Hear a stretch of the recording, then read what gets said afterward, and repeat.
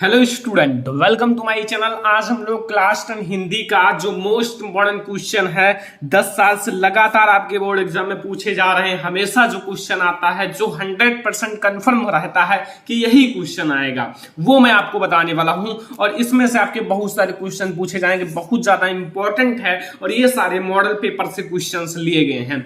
Video को like कर देना, चैनल पर नए हो सब्सक्राइब कर लेना, अपने फ्रेंड्स के साथ शेयर जरूर कर देना। बहुत ज्यादा इंपॉर्टेंट वीडियो है, इसमें हम लोग बहुत सारे क्वेश्चन को सॉल्व करने वाले हैं। तो आइए हम लोग एक एक क्वेश्चन को सॉल्व करते हैं ताकि आप लोगों का जो भी कंफ्यूजन है वो क्लियर होता चले। तो पहला क्वेश्चन आप लोग देखो क्या लिखा हुआ है, हिंदी के प्रमुख संस्मरण लेखकों का नाम लिखिए। जो हिंदी के प्रमुख संस्मरण लेखक हैं उनका नाम बताना है। देखो मैंने सभी का उत्तर इसलिए लिख दिया है ताकि आप कम समय में ज्यादा तैयारी कर सको, ठीक है। तो आपके सामने दो लेखक लिखे हुए हैं। नंबर 1 पदम सिंह शर्मा। पदम सिंह शर्मा जो है ना एक संस्मरण लेखक हैं, और दूसरा है बनारसी दास चतुर्वेदी। बनारसी दास चतुर्वेदी भी एक संस्मरण लेखक हैं। यहां से आप दो संस्मरण लेखक का नाम आप याद कर लो, आपके बोर्ड एग्जाम में जरूर पूछा जाएगा। ओके, तो यहां से आप ये कंप्लीट कर लो। अगर आपके बोर्ड एग्जाम में ये आएगा तो 2 मार्क का आएगा, और 2 मार्क से ज्यादा आता नहीं, इसलिए 2 से ज्यादा कभी भी मत याद करो, क्योंकि टाइम वेस्ट करने की जरूरत नहीं है। आप उतना याद करो जितना आपके लिए इंपॉर्टेंट है। ओके, दूसरा क्वेश्चन क्या कह रहा है, हिंदी के 2 प्रमुख एकांकीकार लेखकों का नाम तथा एकांकी का नाम लिखिए। लाइक आपके मुख्य 2 एकांकीकार लेखक तथा उनकी एकांकी का नाम लिखना है, जो उनकी एकांकियां हैं।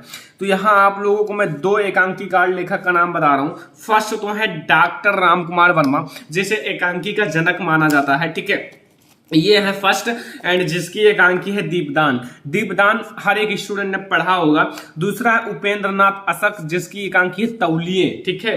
तो यहां से आपके 2 एकांकी कंप्लीट हो जाएंगे। जो 2 एकांकी हैं यहां से आपका कंप्लीट हो जाएगा, एंड काफी ज्यादा इजी क्वेश्चन है। ओके, याद हो जाएगा ना, कोई दिक्कत तो नहीं है, कोई कंफ्यूजन तो नहीं है। अगला देखो, अगला देखो क्वेश्चन जो है तीसरा, रीतिकाल की प्रमुख विशेषता का उल्लेख कीजिए, विशेषताओं का उल्लेख कीजिए। इस तरह के क्वेश्चन आपके बोर्ड एग्जाम में हर बार पूछे जाते हैं। तो रीतिकाल की प्रथम विशेषता यानी कि पहली विशेषता, रीति तथा लक्षण ग्रंथों की रचना या प्रधानता। जो रीति या फिर लक्षण ग्रंथी का नाम सुना होगा, की प्रधानता। ओके, एंड दूसरा है श्रृंगार रस की प्रधानता। श्रृंगार रस जो कि नाम सुना होगा, श्रृंगार रस पढ़ा भी होगा। रस जब आप लोग पढ़ रहे होंगे तो उसमें श्रृंगार रस भी आता है। तो यहां श्रृंगार रस की प्रधानता। ओके, एंड तीसरा है ब्रज भाषा का चरमोत्कर्ष।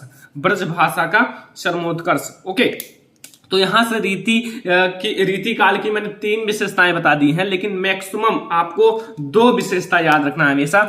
2 विशेषता आपके लिए इंपॉर्टेंट है, लेकिन 3 का 3 याद रखोगे तो काफी ज्यादा इंपॉर्टेंट होता है। क्योंकि अगर आपको 3 याद है तो 3 में से 2 आप बहुत आसानी से लिख दोगे। अगर 2 ही याद है तो 2 में से 2 आप बहुत मुश्किल 1 ही लिख पाओगे। तो इसलिए आप 3 याद करो।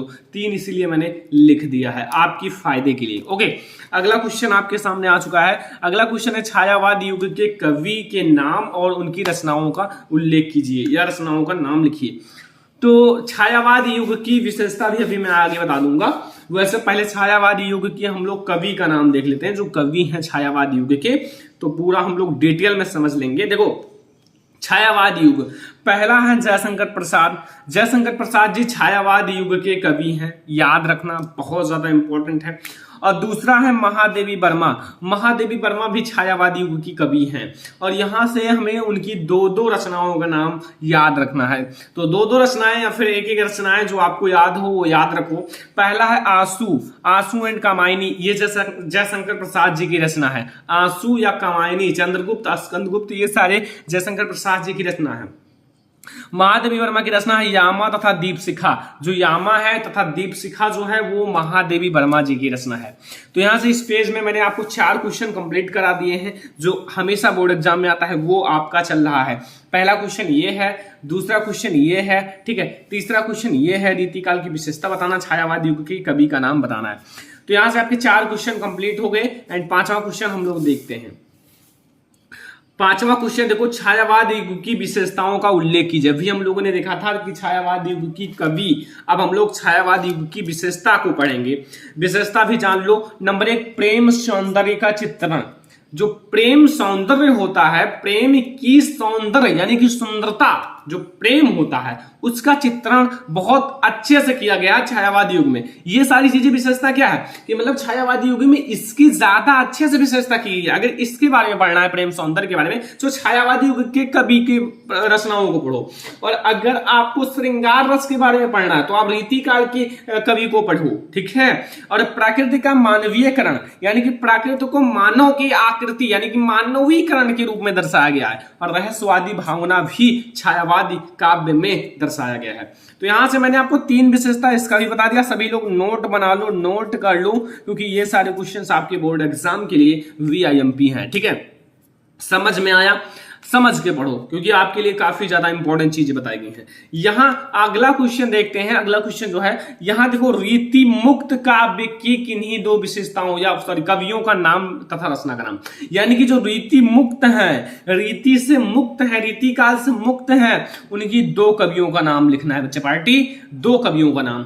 अब वो कौन कौन से हैं तो वो तो आप लोगों को नहीं पता है। वो है भूषण एवं गोरेलाल। भूषण है एवं गोरेलाल। अब भूषण की जो रचना है, गोरेलाल की, वो भी देख लेते हैं।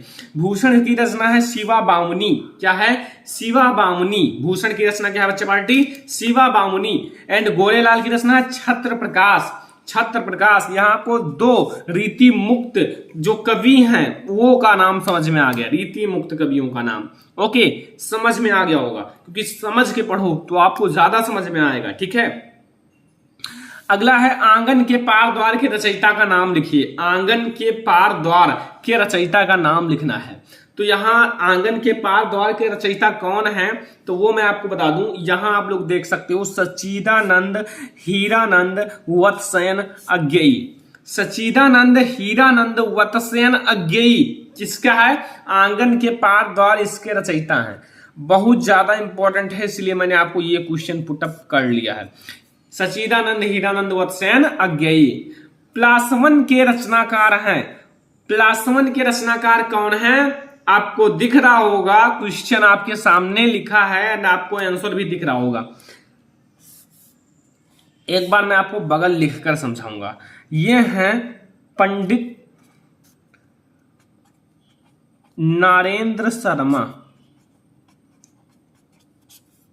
ये मैंने बगल लिख कर क्यों समझा कि आपको ज्यादा बेटर समझ में है। अभी नीचे हम लिख कर समझेंगे, ठीक है। तो यहां से आपको ये भी समझ में आ गया। एंड क्वेश्चन नंबर 9 आपके सामने आ चुका है कि जहाज का पंछी के लेखक कौन है। यहां मैंने उत्तर नहीं लिखा है, क्योंकि बच्चे पार्टी अगर आप उत्तर ही हमेशा मैं लिखूंगा तो आप पढ़ोगे क्या?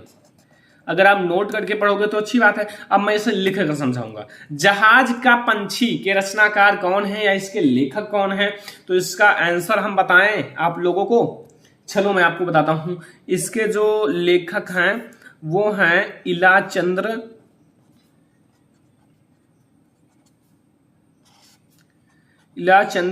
जोशी। तो इसके रचनाकार कौन है स्टूडेंट? इलाचंद्र जोशी। समझ में आ गया ना?